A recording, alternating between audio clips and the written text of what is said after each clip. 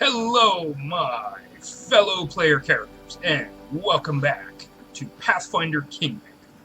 Last time, we reached Oleg's trading post, and we successfully protected it from a bunch of bandits. And now, we are going to go out, find those bandits, and beat the crap out of them. Although, I'm probably going to delay that, because we also know that the purple gnome Turtucio is out and about.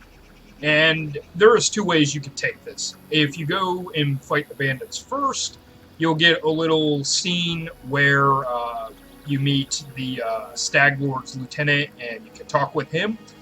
But more importantly, if you go after Turtucio first, you could get another character on your side.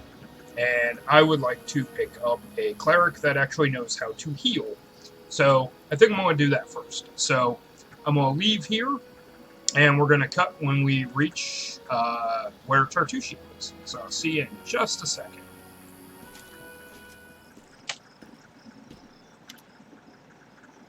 A jittery old man in squalid clothing shuffles up to you. His gray hair is unkempt, and he continually clenches and unclenches his wrinkled, freckled hands. When he stops and looks up at you, his eyes whiten, and he tugs at his beard. Alright, so we actually hit a random encounter. This one is also not as random as one might expect. This is very scripted. So, let's talk to the old freckled man. Strange weather. Excuse me. Strange weather. Invisible fog creeping out of the woods. Soars behind the sky. Obscures the sun and moon. Strange. I don't like this old man. Looks like the kind who can cast the evil eye. Who are you? Remus, but that won't help with the fog. What are you doing here? I do nothing. Breathe, walk, observe, get older. The fog looks visible enough to me. I see more than ever. I've never seen so much before. But someone must look, and no one else can. Invisible fog? Does that mean you can find your way through it?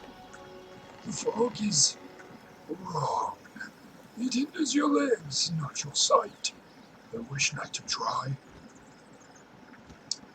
I should probably go. You hasten? You should. Your rival wastes no time. He races, but in another direction. He searches for power.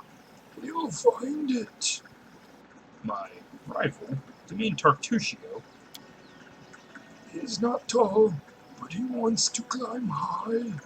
Beside him are those who could stand against him, and might yet still. What power is he searching for? Someone else's, old but forever young. That which was taken from another. That which gave joy, and now gives death. Can you tell me where he is now? He's in an old tomb, south of the trading post. Thank you. The old man nods. All the more reason not to linger. Farewell. Once stolen, the land should be reclaimed. Once reclaimed, bound with the claymore shall it be. Bound, merged, joined by unbreakable ties. Claiming the land, claiming its pain, claiming its death. Okay, well, that was kind of weird. And that's what I was talking about, is Turtucio has run off to this tomb. So from here, you have the choice of either going to the tomb or the bandits. We are going to go to the tomb, because I want a cleric on my team. Alright, so we've reached the tomb. It was just a little bit south, and on the map you can see it highlighted. And first thing we're going to do is look around, see if there's anything to loot, because we are adventurers after all. I'll take all that.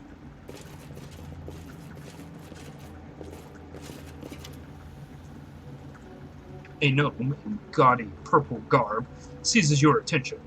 Of course, the scoundrel Turtucio. who you know from your time in Rostov. The vile gnome is standing on a small hill, expressing his discontent in every way he can muster. Let me guess, you're still dawdling. Should I make some tea in the meantime? Bake a pie, perhaps? Plant a small garden and harvest some cherries? Perhaps you'd be more comfortable wearing fool's caps and collared trousers. Then at least I'd be able to sell tickets. Come one, come all! Feast your eyes upon the slowest and the most ridiculous buffoons in Dolorian! Why hurry? The same end awaits us all. Hold your tongue, gnome. I can hardly tell your twaddle from the buzzing of a fly. Quickly now, if we don't find that artifact soon, someone else might seize it. Someone who's standing over there watching you right now, you fools! Harim, I would be happy to see you among my companions. Your faith does not oblige you to follow fools and liars like Turtucio. There is as much vanity in your words as in the words of all who have not seen the wisdom of Grotus. Yet you seem a worthier leader than the arrogant Turtucio. Perhaps in serving you, I shall open your eyes to the teachings of my faith. Yeah, try that. I'm a follower of Urgathoa, so your boneyard holds no sway over me. I see my magnificent rival will stop at nothing, even at stealing the servants of his enemy. Let us see if your fools are even more useless than mine. Draw your swords and cover my retreat. Turtucio! Okay, well, let's fight these bandits. Okay, first thing I want to do is... nah. Not that one. This one. You! Valerie, go help this guy. Miri, get that guy. I'm gonna inflict light wounds and then hit you with a scythe. And we'll be definitely weak. This should do it. Okay. Harim has fallen, it looks like. And there is a spellcaster up here. So, I'm gonna charge it. You survived. And Amiri's down. Hooray! This was not part of the plan. I'm just failing all day here, aren't I? Because apparently nobody can hit anything. Oh, Lindsay's still up. Lindsay, go heal. And somehow Valerie has this guy stuck. Let us strike as one. Lindsay, go heal. Mary is still down.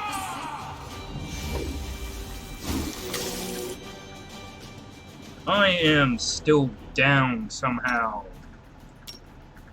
Heal better. Actually, Mary has less hit point, or less missing hit points, so. Okay, Valerie has actually taken out one of the characters. Mary's back up. Charge that spellcaster, please. Thank you.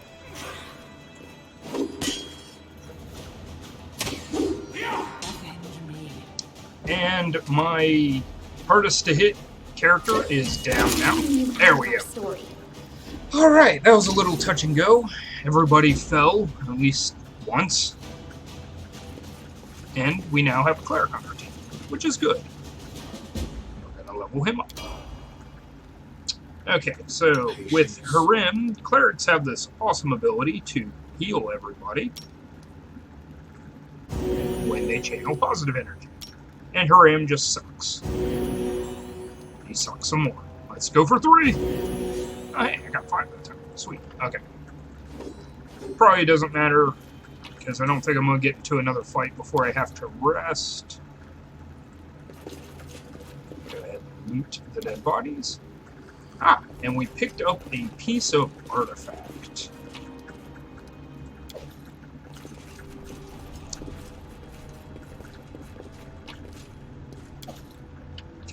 So how I know this is a piece of artifact is if we go into our items, we can organize it by weapons, armor, so on and so forth.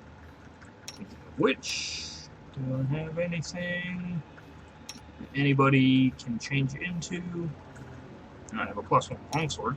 Don't worry, you get that until we find you a +1 bastard sword. Alright, and a cloak of resistance. Go ahead and equip that. We don't really have anybody that needs bracers of armor yet, but we'll hold on to those. Anyways, so I was talking about this. This is a artifact fragment. I believe this one has 7 pieces that you have to collect, and later on in Chapter 2, you get a character who can reforge them. You can notice that there's this little yellow circle behind it, which tells you that it's a notable item, and you don't want to sell those. So there's a couple of things to explore in here, so we'll investigate this. The image carved in the stone has almost completely worn away over the ages. One can still distinguish a sickle, a sword, and a skull with a single eye socket covered with a coin. Alright, that is a holy symbol of one of the gods. If this was D&D, I would know it a little bit better, but I'm not 100% sure which god it is. It seemed from afar to be but cracks in stone, but turns out to be a faded image of the sun. A grinning jackal's skull has recently been scratched on top of the image. Okay, so the jackal's skull is a reference to Lamashtu, who is the mother of all monsters.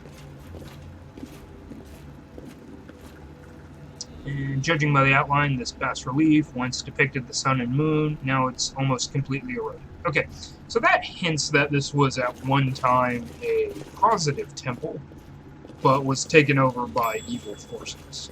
Alright, so with that highlighted in purple, that just showed a hidden thing that we discovered,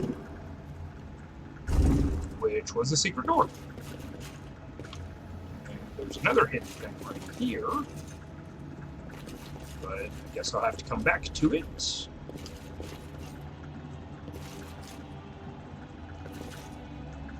Okay, I know there is a trap here. All according to plan. I don't want to just walk right into it. Done with Alright, Amiri, waiting. you walk right into it, I guess. Guess I just misremembered. I swore there was a trap in there. I can't keep this up much longer. There it is. Okay. And this one is a bas-relief of the sun, long eroded. The vague outlines of 4 strange creatures have been carved above it. So yeah, I think this was a temple to Sarenrae, probably at some point. It's also possible, and just looking at the architecture of the area, later on we'll find that we are in a huge ancient Cyclops region. So it's very possible that those are Cyclops carvings. Alright, so we get another storybook. How sweet the first breath of fresh air after the stale, damp stiffness of that tomb. Before us stretched an unending heath, replete with hills and gullies and patches of low shrubs. Already the trail of Turtucio and his companions had gotten cold. Or nature, and that will be done by Amiri with a +6. But we could not give up so easily. Whether the trail went cold or not, it was one we had to follow. Hey, I succeeded. No blade of grass was bent. It must have had enough time to straighten back up since whoever last passed through. But the heath's dry earth preserved the prints of little shoes. Our eyes to the ground, we followed the trail. We walked and walked, until finally we came to a huge gully, the dried-up bed of a river of yore. But what is this? At the edge, the grass was trampled down, and the soil turned up, and claw prints, lots of them, would stumble upon a fresh battlefield. And here, the trail split. One set of footprints walked away from the battle and down into the gully. The brave footprints that faced down their enemies followed the path along its edge. We tried to imagine who, and we got a little bit of experience. So anytime you try and do these lore checks, you might get a little bit of experience. So we tried to imagine who or what left those claw marks. Failed. It was kobolds. I already know. It's kobolds. And here the trail split. Unfortunately, we could not determine who attacked Turtucio and his companions. However, we could discern that there were plenty of attackers, and they were rather small. Kobolds. Let's detect magic. We tried to find any traces of magic in their surroundings. We discovered traces of a spell, apparently from the illusion school of magic, near where the lonely trail descended into the gully. We examined the path that snaked along the gully. No. We stood a while and thought, then followed the single set down into... Yeah, this is the one you want. We stood a while and thought, then followed the single set of footprints down into the gully. The way down was steep, and it took some time to reach the bottom. Walking on the loose soil was difficult, but the clawed footprints were easy to spot. The bottom of the gully went downhill, deeper and deeper. Finally, the footprints turned, whirled up the steep slope, and disappeared at the gully's edge. We couldn't but admire the animal agility and clever claws of the creature we were following. The slope before us was as tall as two tall men, and ended at a hanging crest. Climbing such a slope would be no easier than climbing a sheer wall. However, a long, steady-looking root stuck out of the ground from the top. Okay, Lindsay has the best mobility with +5, so we're going to try a mobility check. There was one brave hero among us who decided to try his luck and climb the root. That, and we could probably throw her over to the root. We should have Valerie do it with her -15. No. Hey, we succeeded! After tugging on the root, Lindsay took a deep breath, grabbed it with both hands, and began the difficult ascent.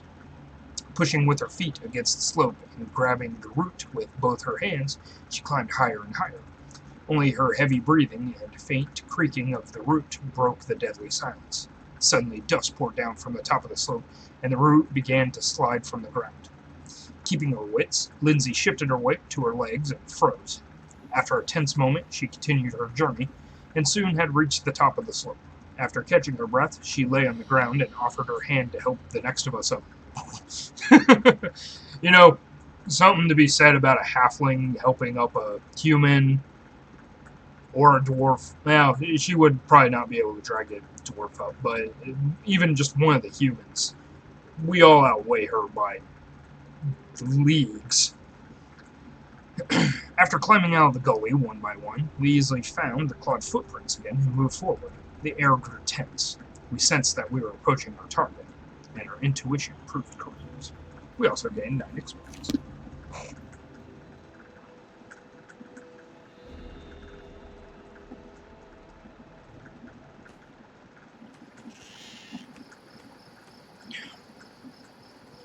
Oh, hey.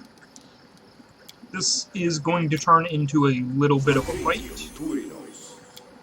So I'm going to have my clerics go ahead and blow their spells to get everybody back up to fighting shape.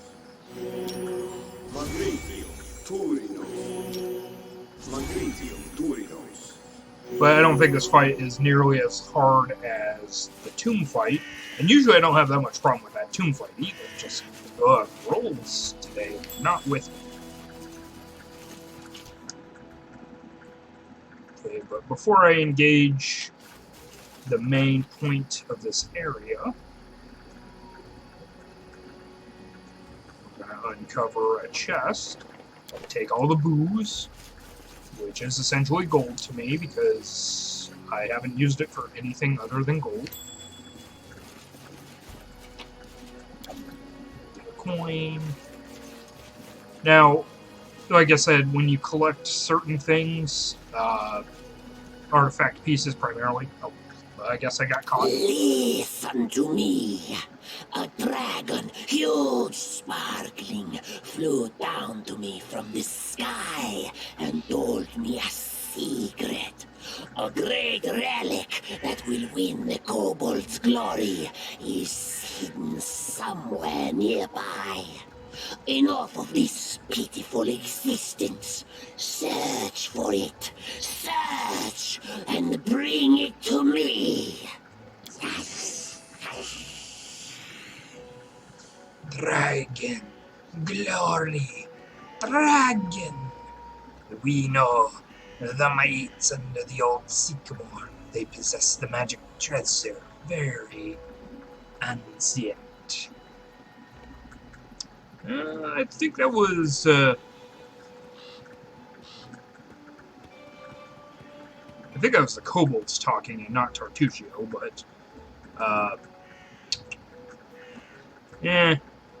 I don't want to push myself too into the good, so we're going to stick to as many neutral choices as we possibly can. That's one thing I never expected to see in the middle of the forest. Circus show. Learning a new trade, Turtucio. You! When will I finally be rid of you? Don't listen to him, tribesmen. This liar comes to play tricks on us. You and you, hold him back. The rest of you, follow me. I want to intercept you and beat you in the face, because you're going to come this way. See? I can't attack you. No attacks of opportunity.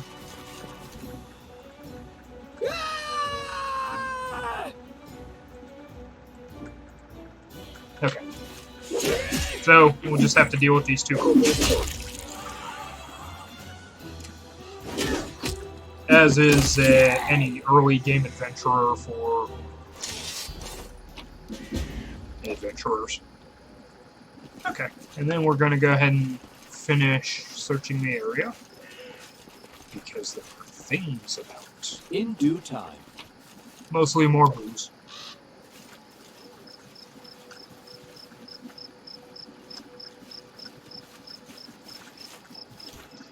And when my perception gets to be better, I'll definitely be able to find all of the hidden things much easier. There'll probably be a time where I'll off-screen come back and investigate some of the areas just to make sure I found everything. But for now, we'll get what we can find. Ah, found an important piece of paper. Alright, and so this is a recipe. One of the cool things about them is you can collect various cooking ingredients over the course of your adventures, and when you're in camp, you can create different meals. And if you do, you get certain bonuses over the day, and if you find out each of the characters' favorite meals and you cook that for them, they get an additional bonus. So we'll copy those. And it's a fun little side collecting thing. I will say one of the best things about this game is just all the kind of collecting that you can do. It has a lot of replay value, especially. Even if you know where the story is, you can play a different alignment and get some new choices. And, you know, the story will proceed on the same, but you'll get a different play experience if you play a different character, a different alignment, different class, all that good stuff. So, okay, so a thought occurred to me, and I had missed a quest to pick up at Oleg's trading post, so I am going to go back there, but I needed to camp, and I got a random encounter while I was resting. This is not going to go well for me because I can never pass my perception check and ever do anything, and my characters are probably going to die before I get up. I'm also going to be really ticked if that's the case, because like my character just fell, and Valerie needs to get the hell up.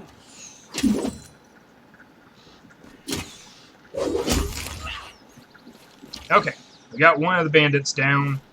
I'm hurt, and I have no spells.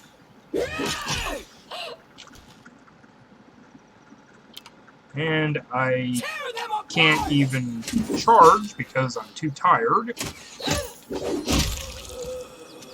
Okay. Could be worse.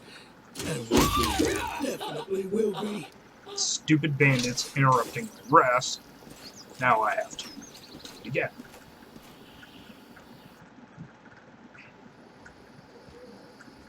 Okay. So, and with that, I'm not even going to search the bodies because this was a random encounter. One of the cool things is, if you leave the area, you can pick up everything that's still lying on the ground. And there we go. Okay, so I'm back at Oleg's. My characters are all tired. I'm going to rest here, but before I do that, I'll pick up another quest from Oleg. Listen, there's... well, since you dispatched the bandits with such skill, maybe you can help us with another problem. There's a feral swine living here in the woods. Not a normal wild pig. We're talking about a vicious boar, as big as a bear and wicked as a devil. The locals call him a tusk gunner. Many hunters have lost life and limb to it. Vekel Benzen found his lair and went to kill the beast, but came back with one leg. Put a bounty on the boar's head, but it looks like there aren't any heroes around here bold enough to claim it. Maybe you will rid us of this monster. Hey, we're better than the local wusses, right? I am not even going to try her voice. I can't possibly do it. Want to bet I chop off this tusk-gunner snout with a single swing? Come on, let's find out. Alright, let's go kill this tusk-gunner. Like, in a couple of levels. Right, that's the way I like it. Let's do it. Okay, so we picked up that quest. That's not why I came here, though. I came here to speak with Svetlana, because I forgot to do that. Good day. I hope you're feeling alright after the battle. I can't thank you enough for what you've done. I definitely don't want to waste your time, but if you have a moment, I have a request. What did you want to ask me? This is a very personal request. You may be not important enough for your time. I'll completely understand if you say no. But the first time the Staglord's thugs came here demanding money, they also took my wedding ring. Just tore it off my hand.